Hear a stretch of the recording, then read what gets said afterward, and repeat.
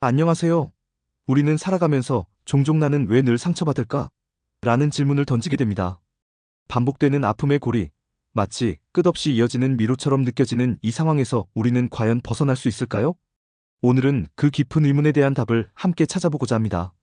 단순히 물리적으로 피부에 새겨지는 겉으로 보이는 상처뿐만 아니라 우리 마음속에 깊이 각인되는 심리적 외상, 즉 트라우마는 우리의 감정, 생각, 행동, 그리고 삶의 전반적인 방향에 지대한 영향을 미칩니다.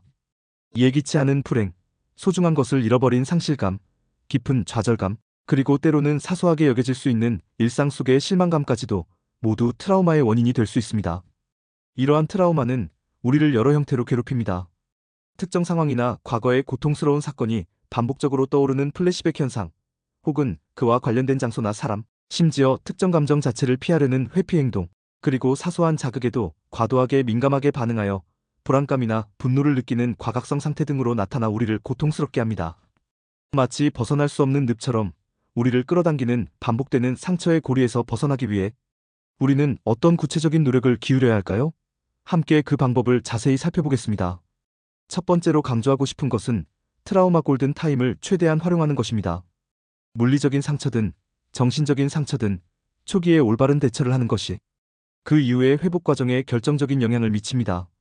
정신건강 전문가들은 외상 후 스트레스 장애, 즉 PTSD 진단 후 6개월 안에 적절한 심리 치료를 받는 것이 완치율을 현저히 높이는데 매우 중요한 역할을 한다고 강력히 강조합니다. 많은 사람들이 정신과 진료나 심리 상담에 대한 사회적 편견 때문에 도움을 주저하지만 상처는 시간이 지난다고 저절로 아물지 않습니다. 오히려 방치하면 더 깊어지고 만성화될 수 있습니다. 따라서 자신의 고통을 인정하고 전문가의 도움을 받는 것을 주저하지 마세요. 초기 개입은 마치 작은 불씨를 초기에 진압하는 것처럼 이후의 회복 과정에 지대한 긍정적 영향을 미칠 수 있습니다. 주저하지 말고 전문적인 도움의 손길을 잡는 용기가 필요합니다. 두 번째로 중요한 것은 주변의 따뜻한 관심과 깊은 공감입니다. 트라우마를 겪는 누군가가 있다면 그들의 이야기를 진심으로 경청하고 깊이 공감해주는 것이 그 어떤 치료보다 큰 위로가 될 수 있습니다. 비난하거나 판단하려 하지 않고 그저 그들의 존재 자체를 인정하며 묵묵히 옆에 있어주는 것만으로도 그들은 큰 안정감을 느낄 수 있습니다. 만약 여러분 스스로가 상처로 인해 힘든 시간을 보내고 있다면 가장 신뢰할 수 있는 사람, 즉 가족, 친구, 배우자 등에게 자신의 감정을 솔직하게 이야기하는 것이 좋습니다. 자신의 내면을 안전하게 털어놓을 때 우리는 혼자가 아니라는 것을 깨닫고 정신적인 안정감과 함께 회복력을 자연스럽게 향상시킬 수 있습니다. 혼자서 모든 짐을 짊어지려 하지 마세요. 마음을 나눌 수 있는 관계 속에서 우리는 치유의 힘을 얻습니다. 세 번째는 신체 활동의 꾸준한 실천입니다. 걷기, 가볍게 뛰기, 자신이 좋아하는 스포츠를 즐기거나 심지어 청소나 정원, 가꾸기와 같은 일상적인 신체 활동을 꾸준히 하는 것도 우리의 정신 건강에 놀랍도록 긍정적인 영향을 미칩니다. 신체 활동은 단순히 몸을 건강하게 만드는 것을 넘어 스트레스 호르몬을 감소시키고 긍정적인 감정을 유발하는 엔도르핀 분비를 촉진하며 우리의 기분 전환에도 실질적인 도움을 줍니다. 몸을 움직이는 것은 갇혀있던 마음을 움직이는 것과 강력하게 연결되어 있습니다. 활동적인 움직임은 뇌 활동을 자극하고 부정적인 생각을 긍정적인 에너지로 전환하는 데 기여합니다. 상처로 인해 무기력해질 때일수록 의식적으로 몸을 움직여 보세요. 작은 움직임이 큰 변화를 가져올 수 있습니다. 네 번째는 마음 챙김의 mindfulness과 명상의 실천입니다.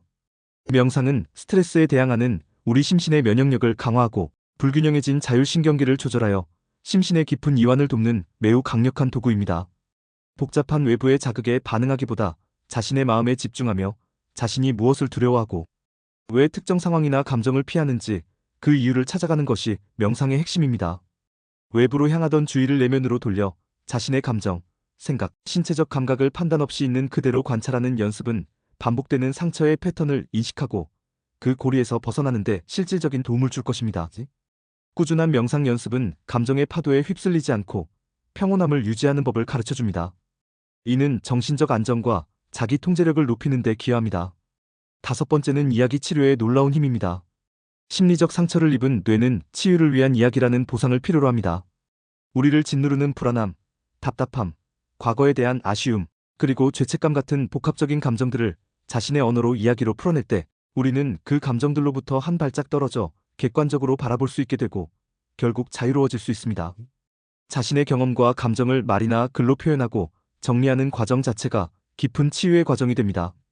꼭 전문가와의 상담이 아니더라도 신뢰하는 가족이나 친구에게 자신의 이야기를 솔직하게 털어놓는 것만으로도 큰 위안과 해소를 얻을 수 있습니다. 자신의 이야기를 타인과 나누는 것은 상처가 혼자만의 고통이 아님을 깨닫게 하고 공감 속에서 치유의 실마리를 찾게 합니다. 여섯 번째는 전문가의 도움을 적극적으로 구하는 것입니다. 때로는 우리의 의지만으로는 감당하기 어려운 깊고 복잡한 상처들이 있습니다. 이러한 경우 약물 치료는 불균형해진 신경 전달 물질의 균형을 맞추어 심리적 안정에 실질적인 도움을 줄 수 있으며, 심리 치료는 상처의 근본적인 원인을 이해하고 극복하는 데 필요한 전문적인 전략과 기술을 제공합니다. 정신과 의사나 전문 심리 상담사와의 상담을 통해 자신의 현재 상태를 객관적으로 진단받고 자신에게 가장 적합한 맞춤형 해결책을 찾는 것이 가장 현명하고 효과적인 방법입니다.